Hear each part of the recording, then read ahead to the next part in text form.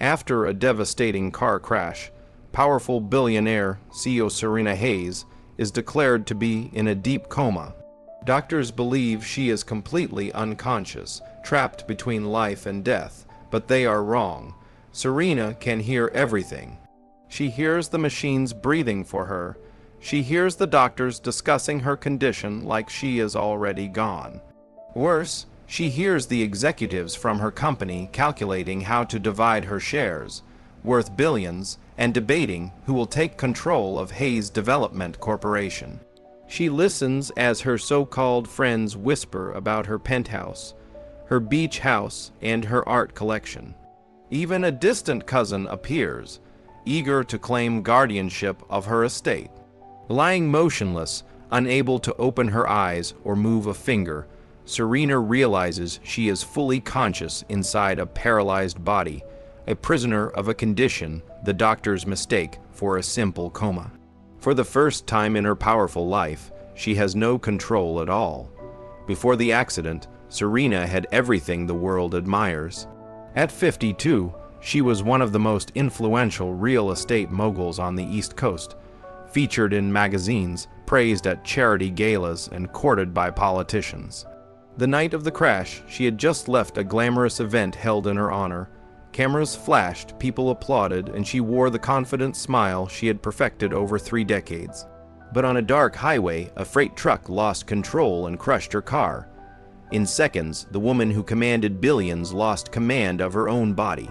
As she lies in the hospital bed, unable to respond, she reflects on the life she built, an empire constructed after a painful betrayal in her youth. The man she once loved had stolen from her and disappeared, convincing her that love was weakness.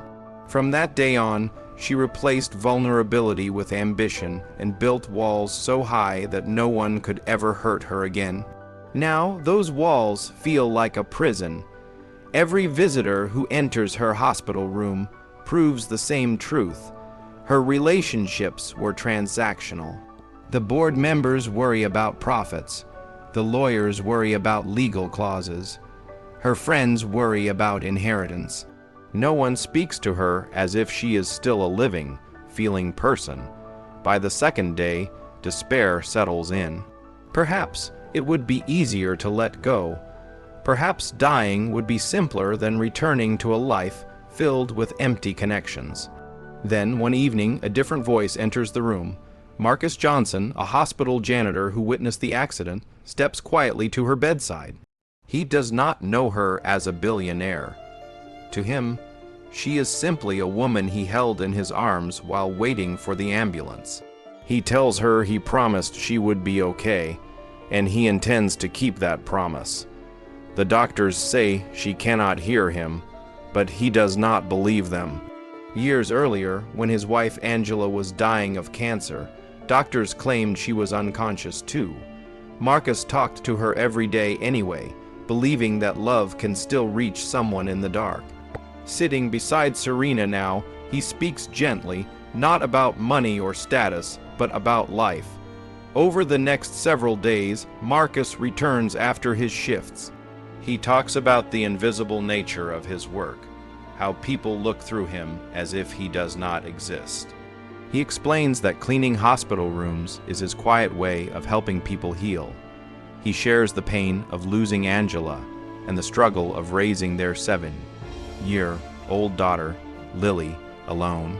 He admits that some nights he worries about rent, about groceries, about how to afford new shoes for his growing child. Yet, when Lily hugs him and calls him the strongest man in the world, he feels richer than anyone alive. Listening in silence, Serena feels something inside her begin to crack. She spent her life chasing recognition and power, but this man, who owns almost nothing, possesses something she never had: unconditional love. One evening, Marcus brings Lily with him. The little girl's soft voice fills the sterile room with warmth. She gently holds Serena's hand and tells her she brought a drawing of sunshine and flowers, so she will have something beautiful to see when she wakes up. Lily wonders out loud if Serena feels lonely. She promises that even if she cannot talk back, she is not alone because they are there with her. Those simple words pierce deeper than any boardroom betrayal. For the first time in decades, Serena feels seen, not as a CEO, not as a billionaire, but as a human being. Meanwhile, outside her room, plans are being finalized to transfer her to a long-term care facility. Lawyers prepare documents. Her cousin signs papers. The board moves to activate incapacity clauses. Serena realizes that if she does nothing, she will be shipped away, isolated and powerless, while others dismantle her legacy. The night before the transfer, Marcus visits to say goodbye. He thanks her, believing she cannot hear him, for giving him someone to talk to, for reminding him that kindness matters. He says he could not save his wife, but being present, just holding someone's hand in the darkness, is sometimes enough. He tells her she mattered to him. When he turns to leave the next morning, something inside Serena shatters completely. Fear no longer controls her. She does not want to return to her old life of cold transactions, but she refuses to disappear into silence either. Gathering every ounce of willpower, she focuses on her hand. At first, nothing happens. Then, a faint tremor. The heart monitor quickens. Nurses shout for doctors. She forces her eyes open against unbearable weight. Light floods in. The first face she sees clearly is Marcus standing frozen in the doorway. With a broken whisper, she says she heard him everything. Angela, Lily, the strongest man in the world. And finally, thank you.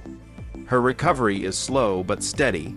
Weeks later, Serena sits in a wheelchair in the hospital garden, feeling sunlight on her face without the urgency that once ruled her life. She fires the executives who plotted against her and restructures her company with new leadership based on integrity rather than greed. She rewrites her will to ensure her wealth serves meaningful causes. In honor of Marcus's late wife, she establishes a foundation to support single parents and their children, determined to use her fortune to create real human impact instead of hollow prestige. Marcus refuses any personal financial reward, accepting only an educational scholarship fund for Lily, not as charity, but as an investment in her future. Their bond remains rooted in mutual respect rather than dependency. One afternoon, Lily runs across the garden and hands Serena a drawing of 3 people holding hands beneath a bright yellow sun. "That's you," she says proudly. "You're our friend." Serena smiles, not the polished smile designed for cameras, but a genuine one born from gratitude and connection. In the end, Serena learns that strength is not about isolation, and wealth is not about accumulation. The greatest transformation of her life did not come from power, success, or survival itself. It came from being seen in her most helpless state, and discovering that what truly saves us is not control, but connection.